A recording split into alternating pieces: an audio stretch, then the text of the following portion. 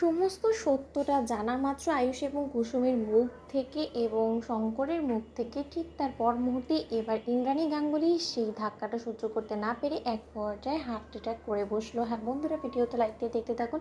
যে মুহূর্তে কিনা দেবলীনা বলতে থাকে যে শঙ্কর কাকাকে তাহলে ডেকে পাঠাও, শঙ্কর কাকার মুখ থেকে সমস্ত কিছু শোনো, সে তো স্বয়ং নিজ হাতে কন্যা সম্প্রদান করেছে, তাই না? ঠিক সেই সময় এই কথা বলা মাত্র দেবলীনা বলতে থাকে যে আরও একটা জিনিস হয়তো বা তুমি জানলে রীতিমতো চরম একটা ধাক্কা খাবে, সেটা হলো যে স্বয়ং তোমার জীবনসঙ্গী, যার উপরে তুমি কিনা এতটা ভরসা করো, যাকে কিনা তুমি ঈশ্বর মানো, সেই তোমার বডি রীতিমতো আন্টি তোমাকে ঠকিয়েছে। সেই সমস্ত কিছু সে প্রথম দিন থেকে জেনেও আয়ুষ এবং কুসুমের এই বিয়ের কথাটাকে ধামাচাপা দিয়ে গিয়েছে, যাতে করে কিনা তুমি কোনো মতে সমস্ত কিছু জানতে না পারো।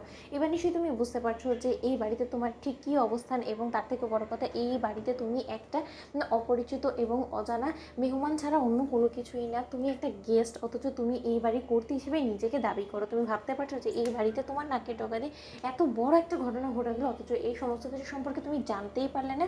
ঠিক সেই সময় ইন্দ্রাণী গাঙ্গুলি যখন রাজশেখর গাঙ্গুলির কাছে গিয়ে বলতে থাকে যে রাজ, আমি কি ধরে নেব যে দেবলীনা যে কথাগুলো বলছে সেটা সমস্তটা সত্য? তুমি আগে থেকেই, যেদিন থেকে কিনা কুসুম আয়ুষকে বিয়ে সম্পন্ন হয়েছে সেদিন থেকেই তুমি সমস্তটা জানতে, এবং তোমার এই ম্যাসিভ হার্ট অ্যাটাকের কারণও কি এটাই ছিল? বলো রাজ, চুপ করে থাকবে না, আমাকে উত্তরটা তোমার দিতে হবে। এই যাত্রায় তুমি চুপ করে থাকলে কিন্তু কোনো মতে আমি মেনে নেব না। তোমার চুপ করে থাকাটাকে কি কিন্তু আমি তাহলে সত্য বলে ভেবে নেব, এবং আমি ভাববো যে দেবলীনা যে কথাগুলো বলছে সেই সমস্ত কথা সত্য। বলো রাজ, বলো। ঠিক সেই সময় রাজশেখর গাঙ্গুলি যখন বলতে থাকে যে ইন্দ্রাণী তুমি একটু শান্ত হও, যেরকমভাবে দেবলীনা বলে তোমাকে উত্তেজিত করার চেষ্টা করছে, এতে করে তোমার শরীর খারাপ করে দেবে এবং তোমার প্রেশারটা হাই হয়ে যাবে। তুমি কেন বুঝতে পারছো না বলো তো?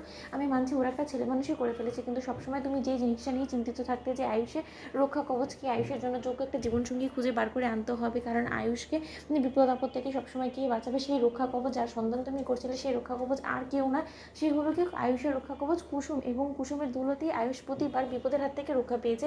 তাই সেই যাত্রায় তোমার কোনো রকম কোনো কষ্ট ছাড়াই যখন কিনা আয়ুষ নিজের রক্ষা কবচকে ফিরে পেয়েছে, তাহলে আমার মনে হয় না যে এর থেকে মঙ্গলের আয়ুষের জন্য কোনো কিছু হতে পারে। এবং ওরা যদি ছেলে মানুষই করে হলো নিজেদের জীবনের সিদ্ধান্তটা নিয়েও থাকে, তাতে আমার মনে হয় না যে তোমার এতটা আপত্তি করার কথা। ঠিক সেই সময় এই কথা বলা মাত্র একদিকে মীনাক্ষী থেকে শুরু করে দেবলীনা সমস্ত লোকেরা যখন কিনা হাসতে থাকে ইন্দ্রাণী গাঙ্গুলির এই বেহাল দশা দেখে, এবং আয়ুষ যখন কিনা বলতে থাকে যে মা তুমি আমার কথা বিশ্বাস করো, অন্যদিকে কুসুম যখন বলতে থাকে যে দেবী মা আপনি আমাকে ক্ষমা করে দিন, অনুশ্রী ঈশান বলতে থাকে যে মা আমরা তোমাকে জানাতাম কিন্তু আমরা সাহস করে উঠতে পারিনি। সেই সমস্ত কথা কোনো মতে ইন্দ্রাণী গাঙ্গুলি মাথায় তুলতে না পেরে এক পর্যায়ে ইন্দ্রাণী গাঙ্গুলি হঠাৎ করে হার্ট অ্যাটাক করে মেঝেতে লুটিয়ে পড়ে, এবং ঠিক সেই মুহূর্তে দেবলীনা বলতে থাকে যে এটাই তো চেয়েছিলাম যে ইন্দ্রাণী গাঙ্গুলি শেষ হয়ে যাক, তার পরবর্তীতে গোটা সাম্রাজ্যের মালকিন হই আমি, এবং সেটাই হলো। এর থেকে বড় শকিং নিউজ আর ইন্দ্রাণী গাঙ্গুলির জন্য কী বা হতে পারে?